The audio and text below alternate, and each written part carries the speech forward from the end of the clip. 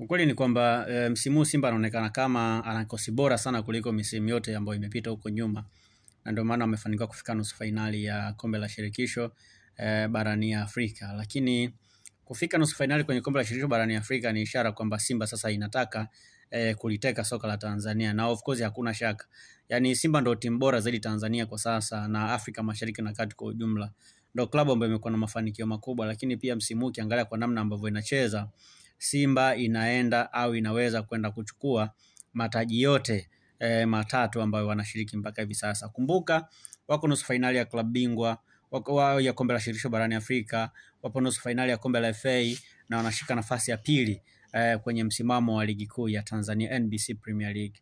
Haya mataji yote matatu ni mataji ambayo yako kwenye himaya ya Simba na ni mataji ambayo kuna possibility kubwa ya Simba kwenda kuyachukua. Sioni kama kuna namna wanaweza wakayumba kwa namna moja ama nyingine, kwa sababu kwa quality walionayo wana uwezo wa kwenda kushinda vizuri sana kwenye mchezo wa dabi ambao utachezwa, ambao of course sasa hivi hawajachezwa kwa sababu ya kiporo, lakini hawajachezwa kwa sababu ya matatizo ambayo yalitokea na bado umebakia kuwa ni kiporo. Kwa hiyo naamini kwamba kwa performance ya Simba ambao wamesha msimu bado kuna possibility ya wao kwenda kushinda mataji yote matatu kwenye ligi kuu. Na sio hivyo tu, pia hata ukitazama morali ya timu, yani wana timu nzuri ambayo ina morali ya hali ya juu sana.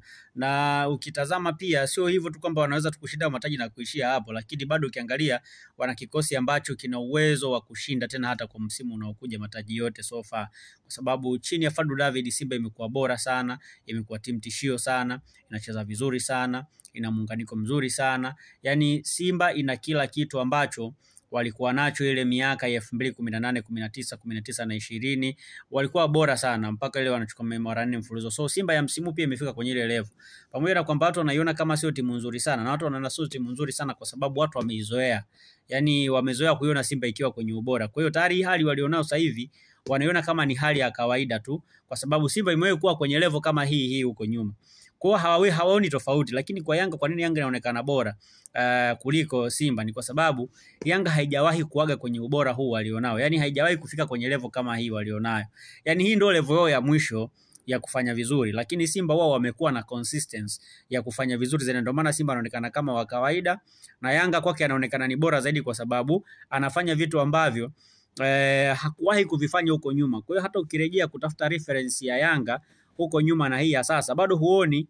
Yani manake wanachokifanya Yanga kinaonekana ni bora kwa sababu hakijawahi kutokea, lakini kwa upande wa Simba kinaonekana cha kawaida kwa sababu wao wamewahi kufanya mara nyingi. Kwa hiyo kila watu wakiwaza kuhusu Simba wanataka kuifanyia comparison, kama kwamba Simba na Simba iliyopita comparison. Hizo ndio ambazo sababisha Simba inaonekana kama ni timu ya kawaida. Na hata unaona kina Jean Charles huwa anafanya vizuri, ndio anaongoza kwenye takwimu za ufungaji wa mabao, lakini anaonekana wa kawaida. Kwa nini wa kawaida? Kwa sababu wapo wachezaji ambao wamewahi kupita Simba wamewahi kufanya vizuri kuliko yeye.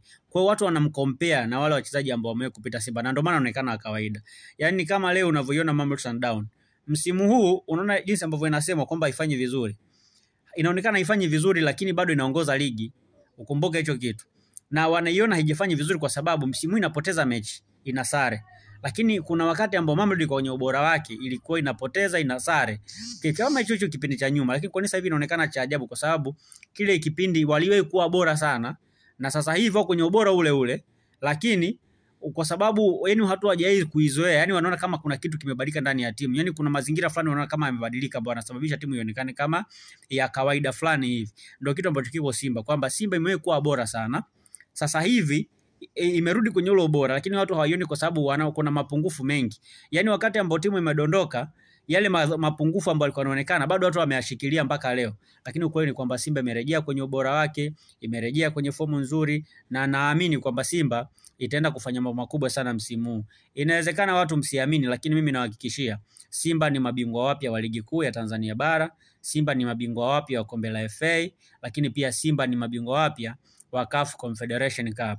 Mkubali ama mkatae, mechi dhidi ya Stellenbosch ni mechi nyepesi sana kwa Simba. Ni mechi ambayo Simba wanaenda kuimaliza vizuri bila shida yoyote ile. Yani wanaenda kuigaragaza vizuri kabisa. So I believe kwamba Simba ni miongoni mwa timu ambazo zitakuwa na uwezo wa kufanya vizuri zaidi na zaidi na zaidi. So I believe kwamba kwa msimu huu watu wanachukua kama Simba ni timu ya kawaida, lakini nawahakikishieni Simba ni bora na Simba ni tishio sana. Waenda kubeba mataji yote ambayo nimeyataja hapa.